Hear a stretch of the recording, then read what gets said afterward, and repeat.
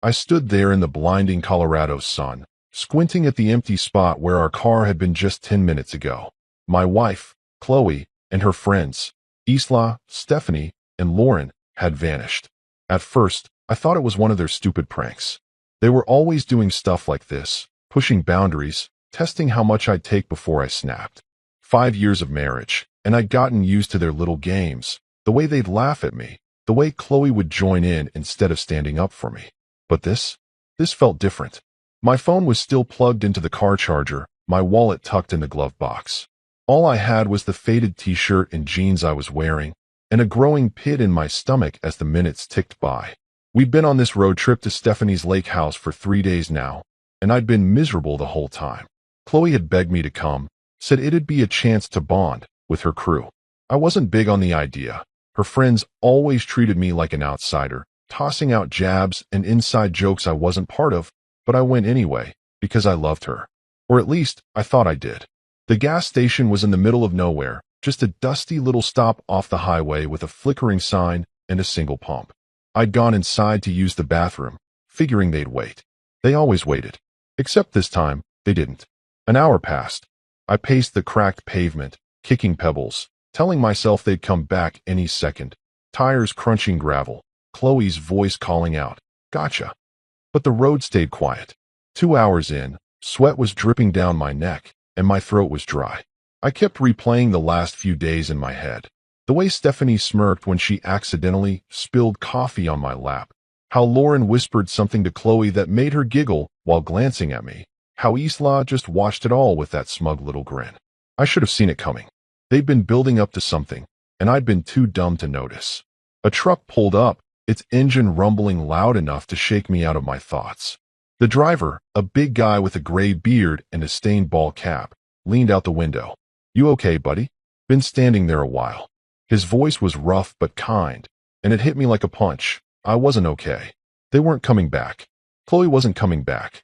I swallowed hard, trying to keep my voice steady. "Yeah, my ride left me. You think you could help?" He nodded, like it wasn't the first time he'd seen someone stranded out here. "Hop in." "Where you headed?" I didn't even know. "Home. Back to Chloe, the life we'd built." But as I climbed into the cab, something shifted inside me. 5 years of her laughing at me, brushing me off, letting her friends treat me like garbage. It all came rushing up, hot and heavy. I stared out the window as the gas station shrank in the side mirror.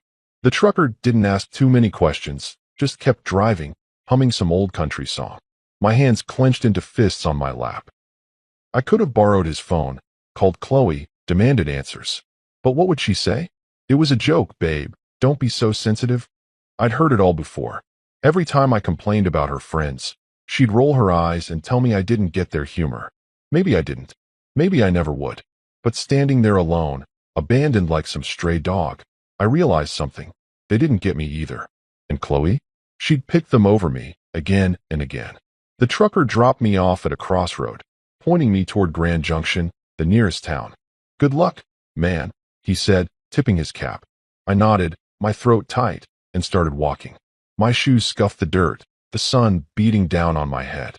No phone, no money, no plan, just me and the open road. Part of me wanted to turn back, to beg someone at the gas station to call her, to fix this. But another part, a louder part, kept pushing me forward. I was done being the punchline, done being the guy they laughed at.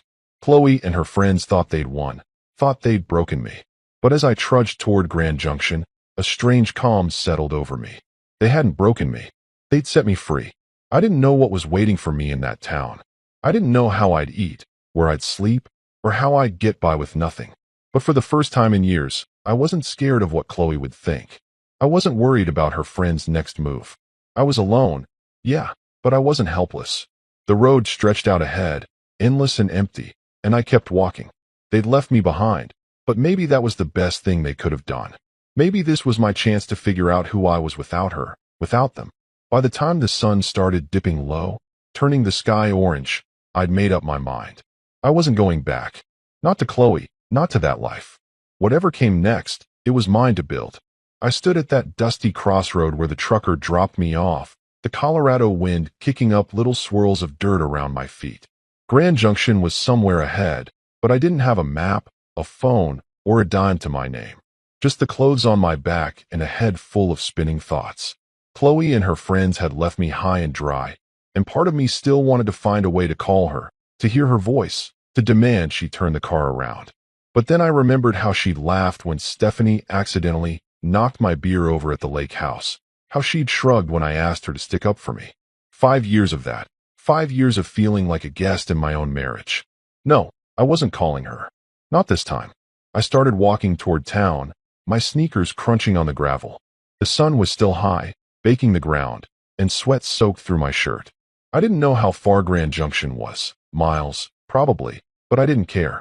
Every step felt like a choice, like I was leaving her behind one footprint at a time. My mind kept drifting back to the gas station, to the moment I stepped out of that grimy bathroom and saw nothing but empty pavement. They'd planned it, hadn't they? Chloe, Stephanie, Isla, Lauren, all giggling in the car as they peeled out, thinking it'd be hilarious to ditch me. I could almost hear Chloe saying, "He'll figure it out, he always does." Well, I was figuring it out now, just not the way she expected. A pickup truck rumbled by, and I stuck out my thumb, hoping for a lift. The driver, a guy with a scruffy beard and a faded flannel shirt, slowed down and leaned out the window. "Need a ride?"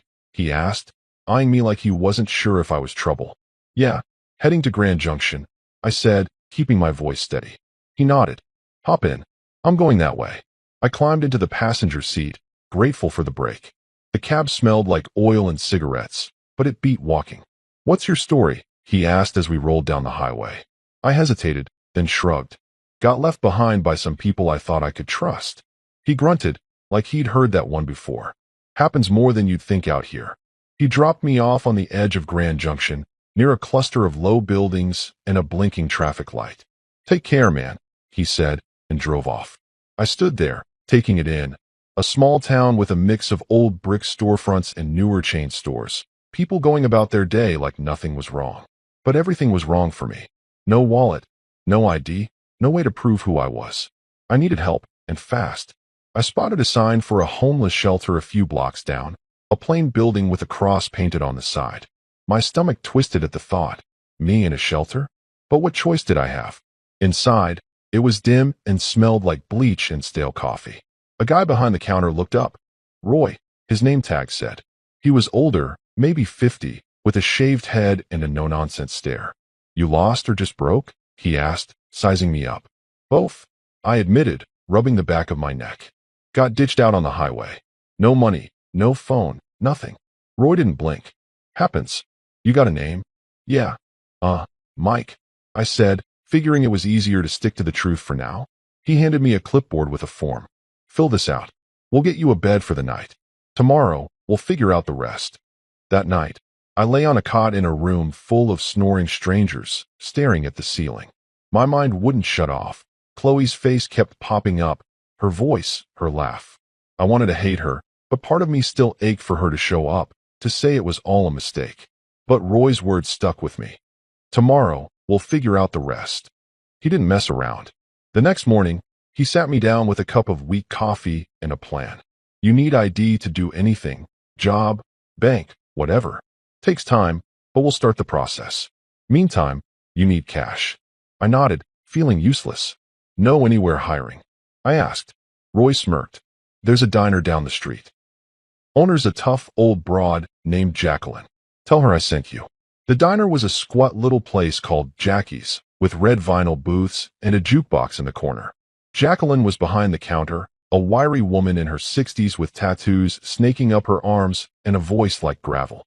"Roy says you need work," she said, not even looking up from wiping the counter. "Yeah, I do," I replied, shifting on my feet. "Anything you got." She squinted at me, like she was trying to see through me. "Dishwasher quit yesterday. Pays crap. Hours are long. You steal from me, you're dead. Start now." I blinked, caught off guard, but nodded. "Okay, I'm in." She tossed me an apron, and just like that, I was scrubbing plates in the back, hot water soaking my hands. It wasn't much, but it was something mine. No Chloe, no friends laughing at me, just me and a stack of greasy dishes. Roy checked in later that week, helped me file for a replacement ID. "You're doing all right, Mike," he said, clapping me on the shoulder. I wasn't so sure, but I kept going. The shelter became my home, Jacqueline's diner my lifeline. I didn't call Chloe, didn't even try. Every night, I fell asleep exhausted, but it was a good kind of tired.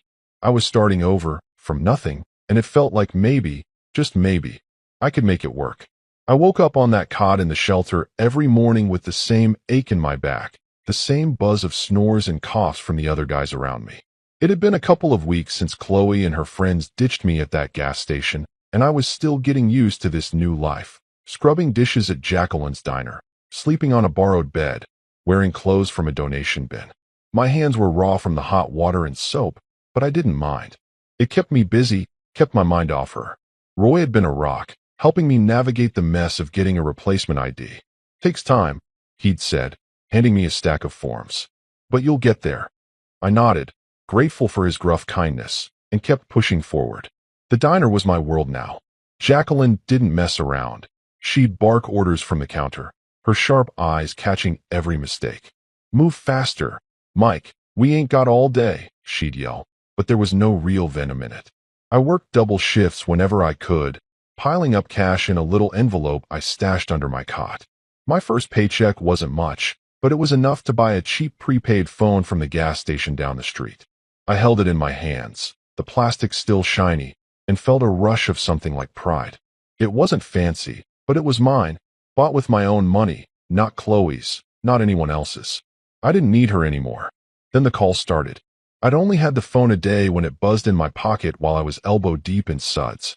I wiped my hands on my apron and pulled it out. Chloe's number flashed on the screen. My stomach dropped. I let it ring, watching it like it might bite me, until it went to voicemail. A minute later, the notification popped up. I shouldn't have listened, but I did. Her voice came through, soft and shaky, like she'd been practicing what to say. Mike, where are you? We waited for you. It was just a joke. We're so worried. Please call me back. I stood there, staring at the sink, the water still running. Worried? They'd left me in the middle of nowhere with nothing. If they'd waited, they'd have come back by now. The phone buzzed again, Stephanie this time. I hit play on her voicemail, and her tone was totally different, all smug and casual. Come on, dude. You have to admit, it was hilarious. Call us back, all right. Hilarious. I clenched the phone so hard my knuckles went white. That's what I was to them. A punchline. A story to laugh about over drinks at the lake house. More calls came after that. A flood of them. Chloe again. Then Lauren. Then Stephanie. Piling up with texts and voicemails. We miss you. Where'd you go? This isn't funny anymore. I scrolled through them all, my chest tight, my head spinning. Chloe's words kept echoing. Fake concern, fake tears. She didn't care. None of them did. I sat on my cot that night, the shelter quiet except for the creak of springs and the hum of the heater. The phone glowed in my hand, their messages lighting up the screen. I listened to Chloe's first one again, then Stephanie's, then one from Lauren that was just her giggling before it cut off. My thumb hovered over the call button. Part of me wanted to dial Chloe, to scream at her, to ask why she'd done this. But what would it change? She'd just laugh it off, or cry and make me feel guilty, like she always did. I'd spent years swallowing their crap, smiling through it because I thought that's what a good husband did. Not anymore. I went through the list. Chloe, Stephanie, Isla, Lauren, and blocked every single one. My fingers shook a little as I did it, but once it was done, the phone went silent. No more buzzing, no more lies. I leaned back against the wall, letting out a breath I didn't know I'd been holding. It felt like cutting a rope I'd been tangled in for years. They couldn't reach me now. They didn't get to decide how this ended. I did. The next day, I went back to the diner like nothing had happened, plunging my hands into the dishwater, letting the heat burn away the last of their voices in my head. Jacqueline noticed something was off, though. You're quiet today, she said, tossing me a rag to wipe down the counter. Trouble. I shrugged, not wanting to get into it. Just sorting some stuff out. She snorted. Long as it don't mess with my kitchen, sort of way. I smirked at that. She didn't care about my drama, just the job. It was refreshing. Roy checked in later, handing me a paper with a case number for my ID. Coming along, he said. You holding up? I nodded. Yeah, better than I thought. He clapped me on the shoulder and left me to it. By the end of the week, I'd saved enough to buy a second-hand jacket from the shelter's donation pile. Nothing fancy, but it kept the chill off. I walked back to my cot each night, The prepaid phone silent in my pocket, and felt lighter. Chloe and her friends were gone, cut out like a bad habit. I didn't need their apologies or their excuses. I had work, a bed, a plan, small things, but they were mine. The ache was still there, sure, the sting of betrayal, but it was fading. Every dish I scrubbed, every dollar I tucked away, I was building something new, something they couldn't touch. And for the first time in a long time, I fell asleep without dreaming of her. I'd been at the diner for months now, and things were starting to feel steady. Not perfect, but steady. The shelter was still my home, but I'd saved enough to move into a tiny studio above a laundromat in Grand Junction. It wasn't much, just a single room with a lumpy mattress, a hot plate, and a bathroom so small I could barely turn around in it. But it was mine. No more cots, no more snoring strangers, just a key in my pocket and a door I could lock. Jacqueline had seen me busting my tail at the diner and bumped me up to prep cook, which meant more hours and a little more cash. I'd chop onions and peel potatoes in the back, the rhythm of the knife keeping my hands busy and my mind quiet. It was hard work, but it felt good, like I was earning something real. The nights were still tough, though. I'd lie on that creaky mattress, staring at the water stains on the ceiling, and Chloe would creep into my head. I'd see her smile, hear her laugh. Not the mean one she used with her friends, but the soft one she'd give me back when things were good, back before I became her punching bag. I'd wonder what she was doing, if she missed me, if she even cared. The loneliness hit hard sometimes, a cold weight in my chest that wouldn't go away. But then morning would come, and I'd drag myself out of bed, pull on my jacket, and head to the diner. No fear of her judgment, no cruel jabs from her friends, just me, free to breathe, free to be. One night, after a long shift, I was messing around with my prepaid phone, bored and restless.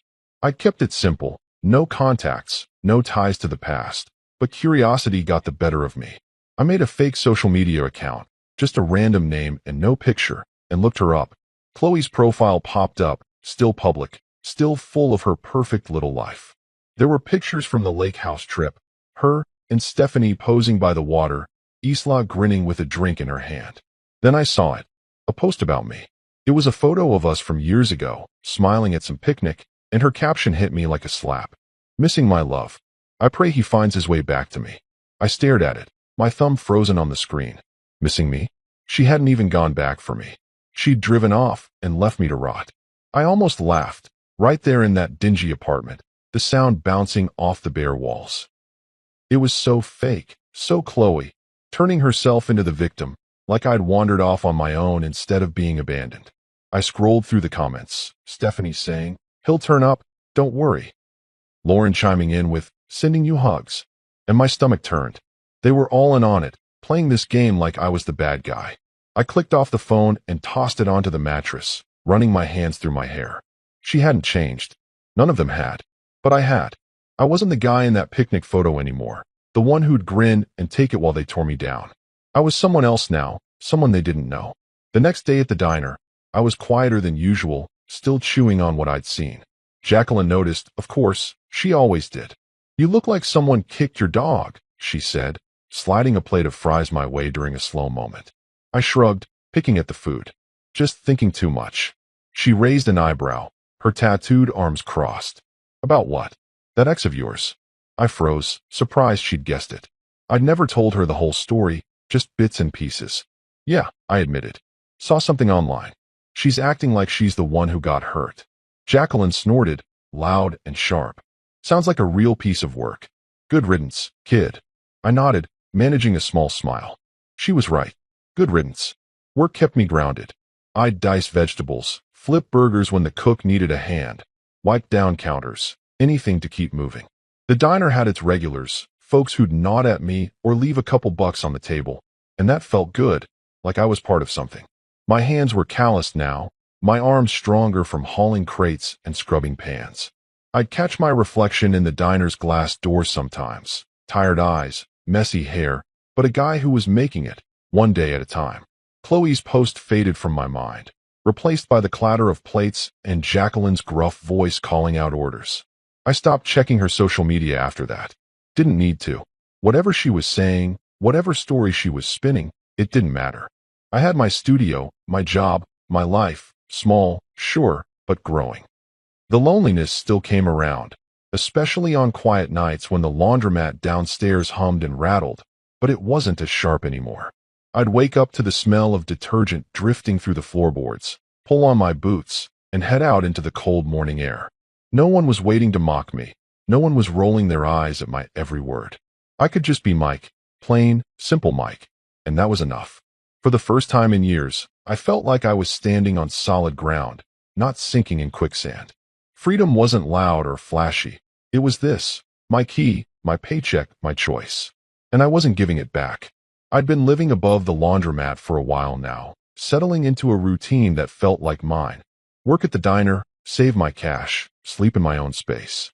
The days blended together, but they were good days, steady ones. Then she walked in, Sienna.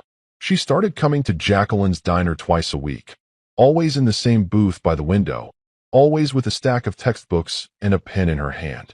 She was a med student, I figured, from the way she'd mutter medical terms under her breath while scribbling notes. Her order never changed. Denver omelet, no tomatoes, extra coffee, and she'd barely look up when I brought it over. I'd watch her sometimes, amused at how she'd get so lost in her studying that her fork would hover halfway to her mouth for a full minute before she noticed. I don't know why I started messing with her. Maybe I was bored. Maybe I just wanted to see if she'd crack a smile.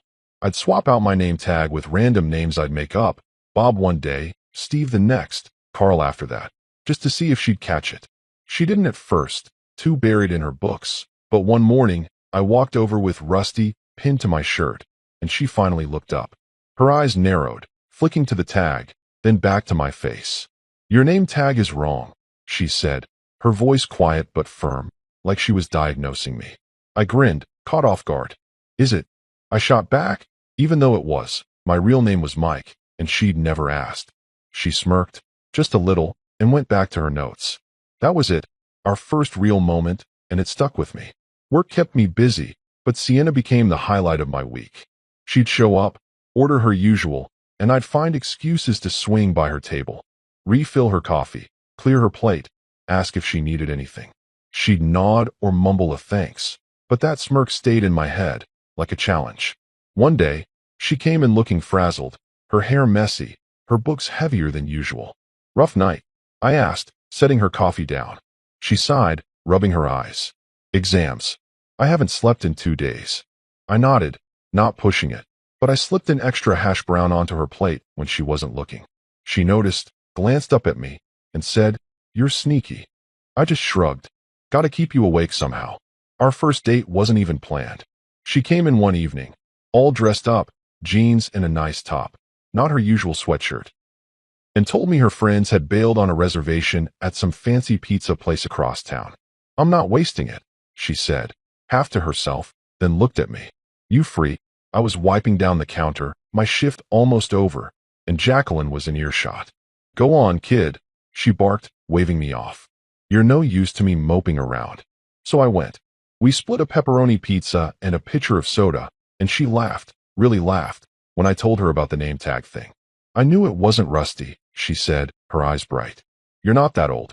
We talked all night, about her med school stress, my diner gig, dumb stuff like favorite movies. It was easy, natural, like we'd known each other forever. 6 months later, she moved into my little studio. It was cramped. Her books took up half the space, and we'd trip over each other making dinner on that tiny hot plate, but I didn't care. She'd study late, her lamp glowing while I slept, and I'd wake up to her muttering anatomy terms in her sleep. It was weirdly comforting. A year after that, we got a bigger place together, a real apartment with a kitchen and a couch that didn't smell like bleach. Sienna was different from Chloe. She didn't mock me, didn't make me feel small. When I'd doubt myself, she'd just say, "You've got this." And somehow, I'd believe her. We'd cook together, watch old TV shows, argue over who left the dishes in the sink. It was simple, but it was ours. Meanwhile, Chloe wouldn't let go. She'd started emailing me, found my address somehow, probably from an old bill or something. The first one came a few weeks after Sienna moved in, popping up on my phone while I was chopping peppers at the diner.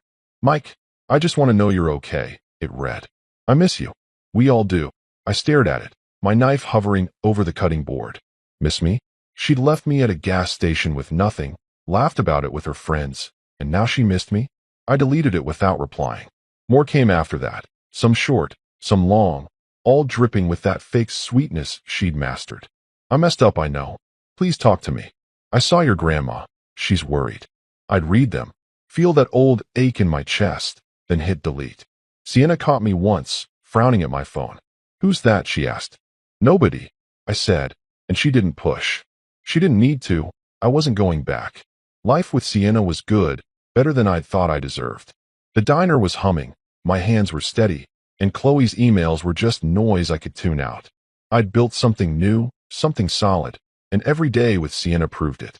She'd tease me about my cooking, I'd laugh at her terrible singing, and we'd fall asleep tangled up on that secondhand couch.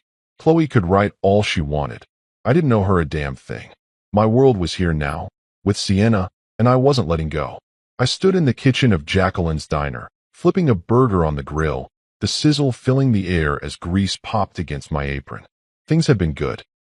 Better than good, really. Sienna and I were settled in our new apartment, a step up from the cramped studio above the laundromat. It had a real bedroom, a stove that didn't smoke, and a window that let in actual sunlight. Life felt solid, like I'd finally climbed out of the hole Chloe and her friends had left me in. Work was steady too.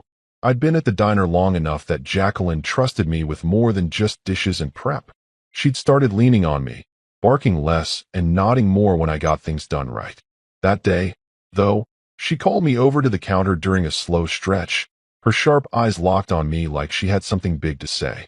Mike, she said, wiping her hands on a rag, you're not half bad at this.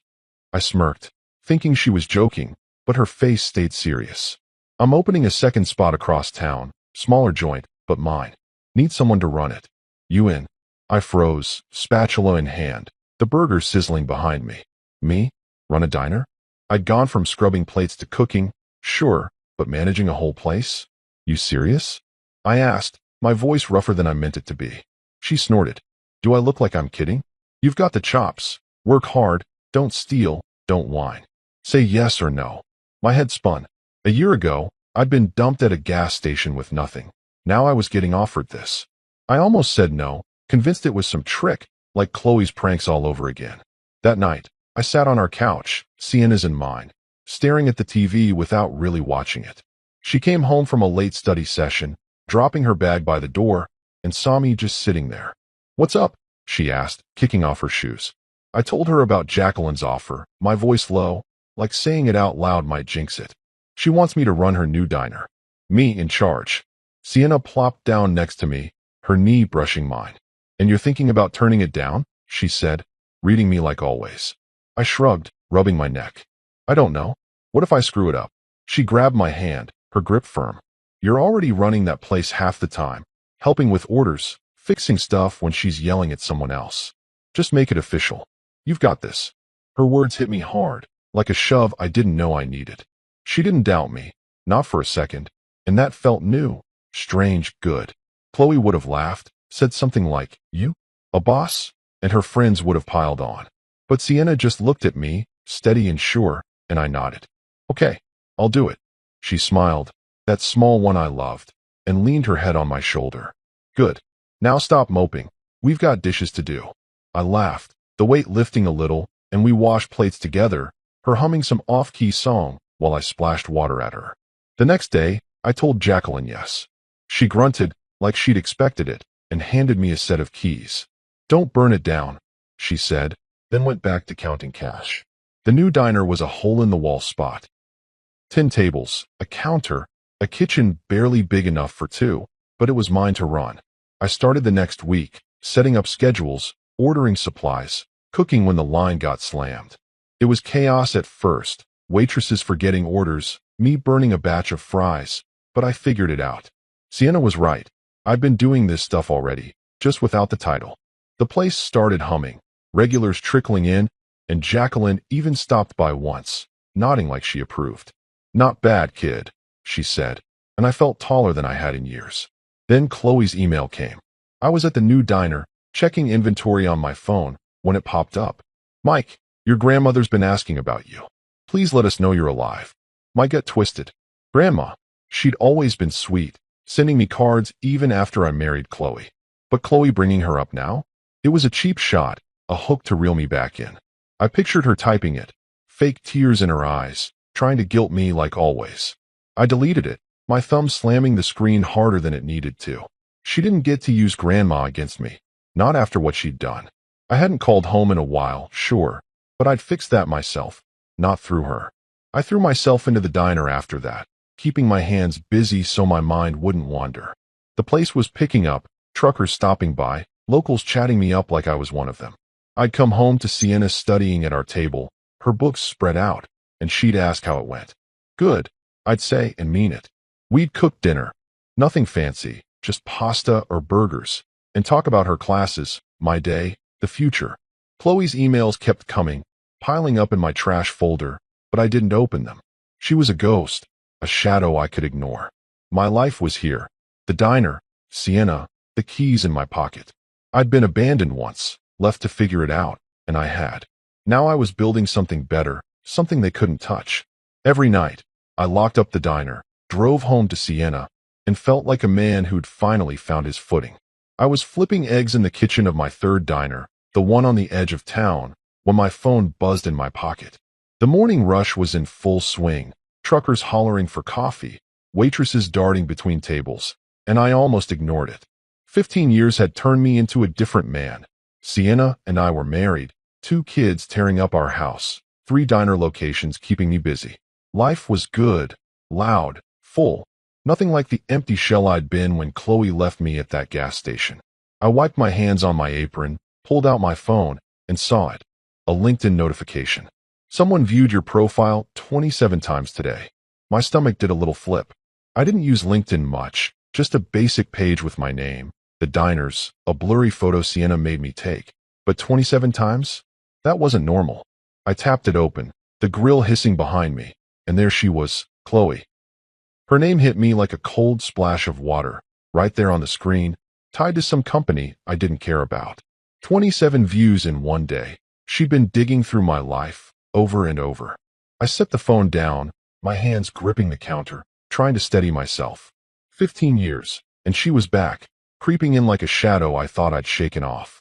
I flipped the eggs, barely watching, my mind racing. What did she want? Why now? I'd blocked her emails years ago, ignored her guilt trips, built a whole world without her. But here she was, poking around, silent but loud in my head. The diner smelled like bacon and syrup, the clatter of plates keeping me grounded. I plated the eggs, handed them off to a waitress, and tried to focus. Coffee needed refilling, hash browns were burning, but Chloe's name stuck with me. I pictured her sitting somewhere, clicking my profile, seeing the diners, maybe even the old job at Jacqueline's I'd listed. Did she know about Sienna? The kids? I hadn't posted much, just enough to look legit, but 27 views meant she was looking hard. I wiped my forehead, sweat mixing with the heat, and grabbed my phone again. Her profile stared back. Chloe, older now, hair cut short, a tight smile in her picture. Consultant, it said. I didn't read more. Didn't want to. I stepped into the back, a tiny storeroom with shelves of flour and canned goods, and leaned against the wall. My heart was thumping too fast, like I'd run a mile. 15 years, 2 kids, a wife, a business, and she could still rattle me.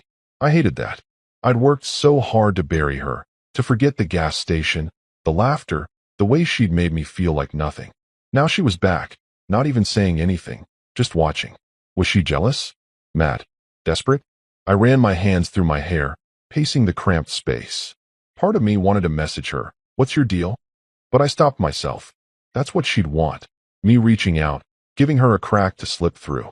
I went back to the grill, threw myself into the rush, cooking, pouring, wiping down tables when the waitresses got swamped. The regulars nodded at me. Some guy asked for extra ketchup, and I kept moving, kept my hands busy. But she was there, in the back of my mind, those 27 views like an itch I couldn't scratch.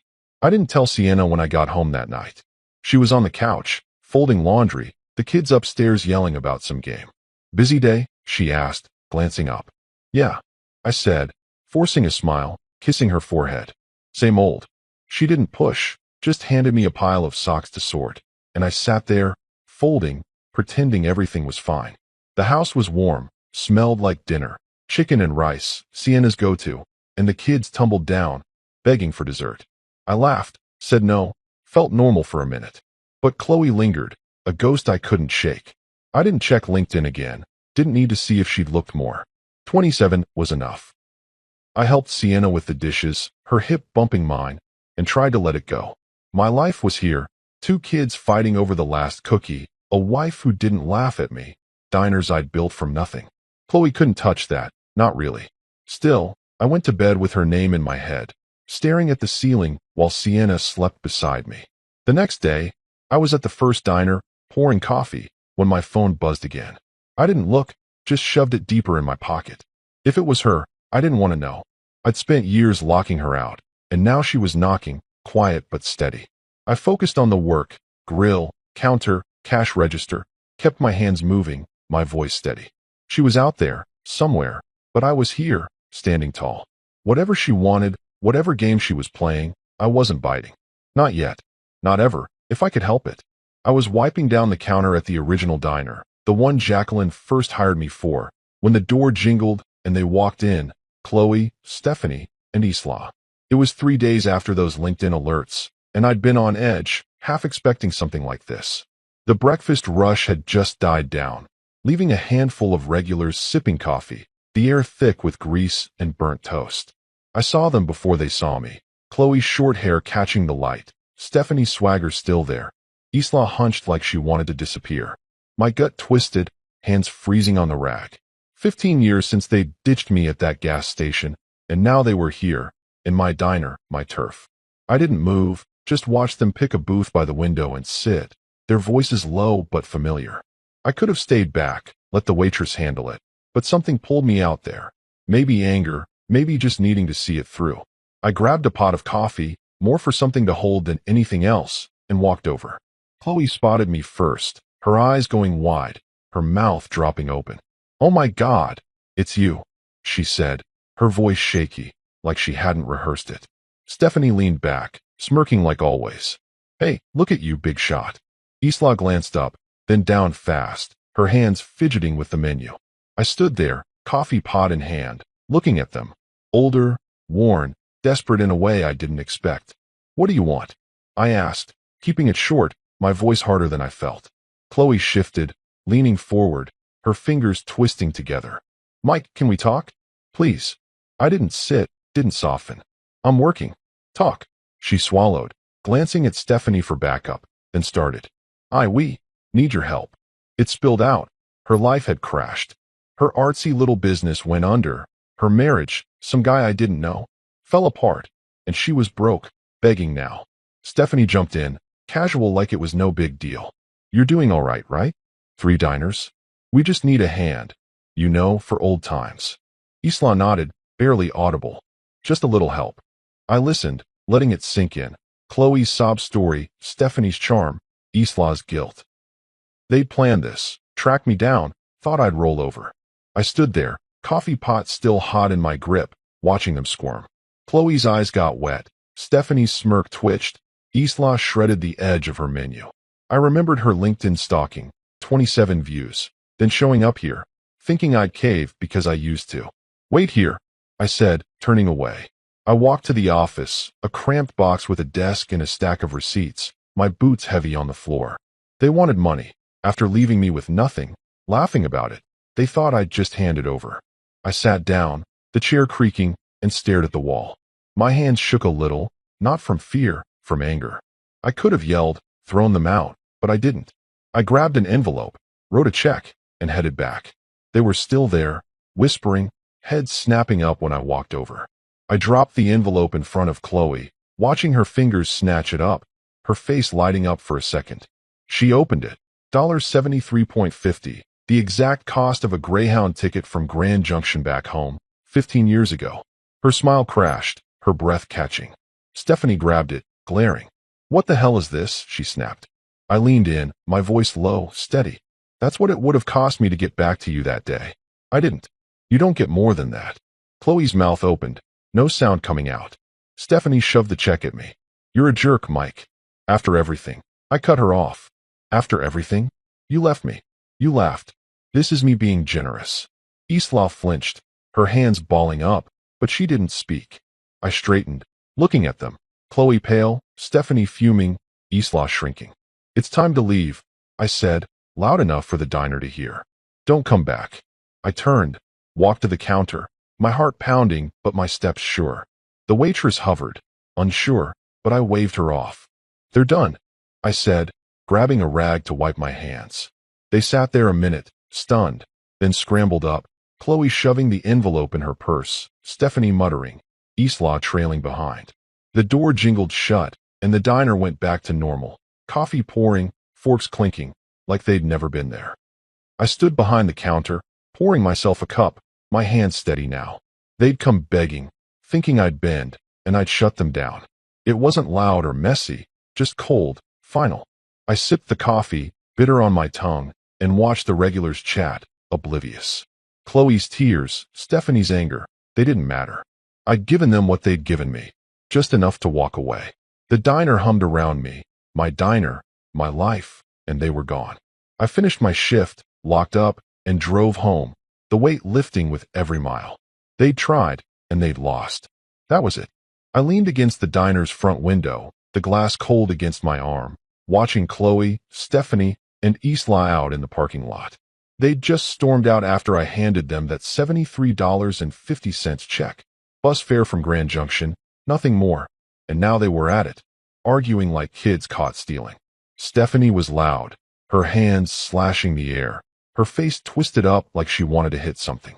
Chloe stood there, the envelope crumpled in her fist, staring at the ground, her shoulders hunched. Isla hung back, her arms crossed tight, looking like she might bolt or cry. Maybe both. I couldn't hear them through the window, but I didn't need to. They'd come in begging, thinking I'd cave, and I'd sent them packing. Now they were unraveling, and I just watched, feeling nothing. The sun was low, painting the lot orange, their shadows stretching long across the gravel. Stephanie jabbed a finger at Chloe, her mouth moving fast, probably blaming her for dragging them here, for screwing it up. Chloe shook her head, slow and tired, then shoved the check into her purse like it was trash. Isla shifted, glancing at the diner, her eyes catching mine for a second before darting away.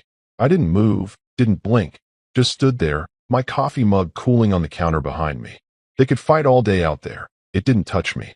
I'd given them what they deserved, closed the book on 15 years of their garbage, and that was that. I turned away, grabbing the mug and taking a sip. Cold now, bitter, but I didn't care.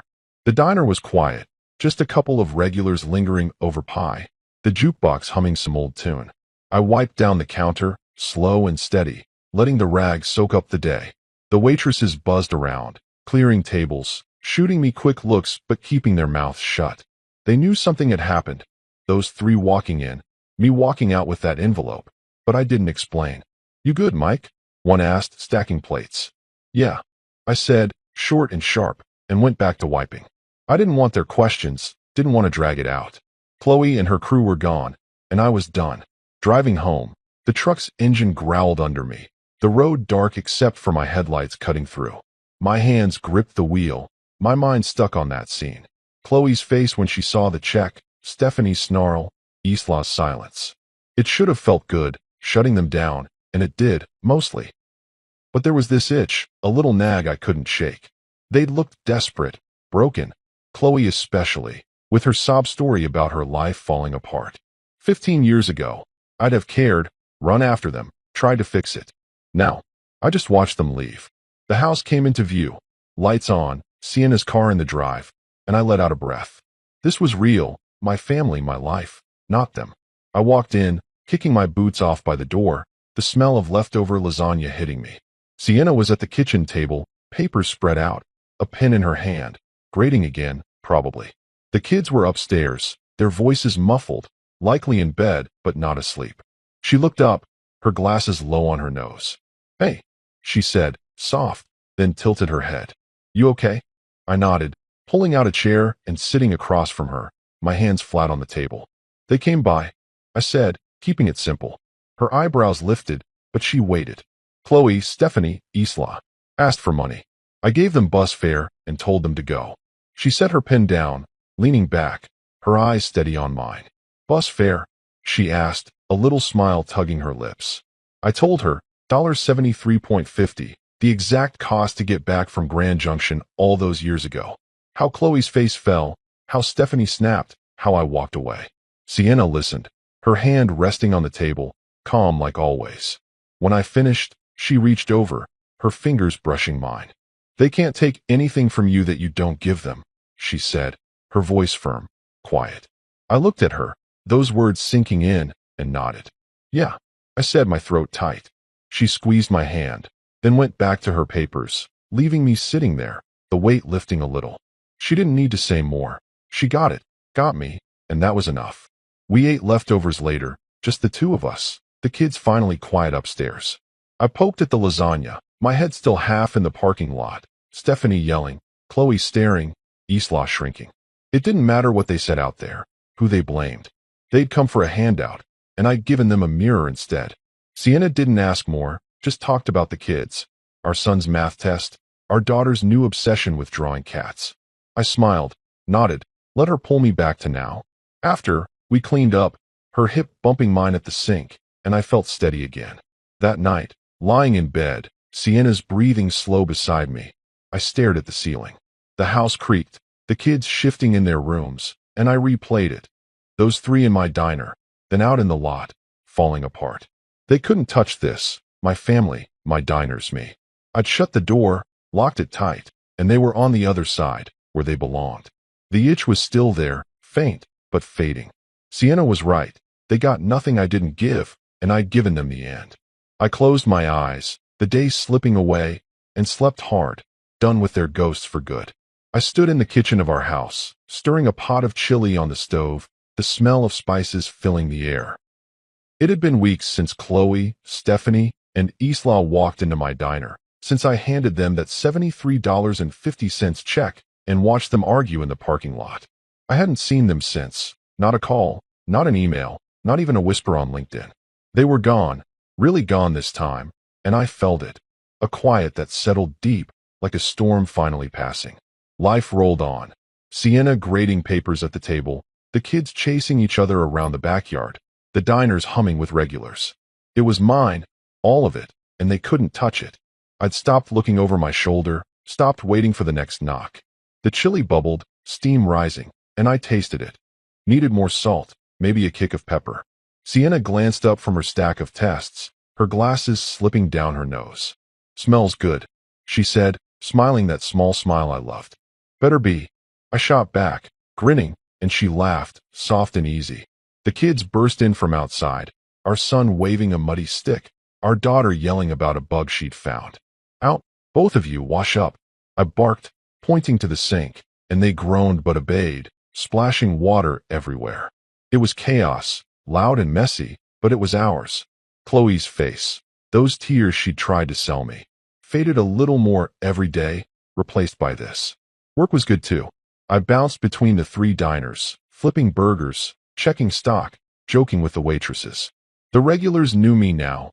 Old Tom with his coffee, the trucker who tipped big, the lady who always asked for extra napkins. They'd nod, say, "Hey, Mike," and I'd nod back, feeling like I belonged. Jacqueline stopped by the first diner one morning. Her tattoos faded, but her glare still sharp.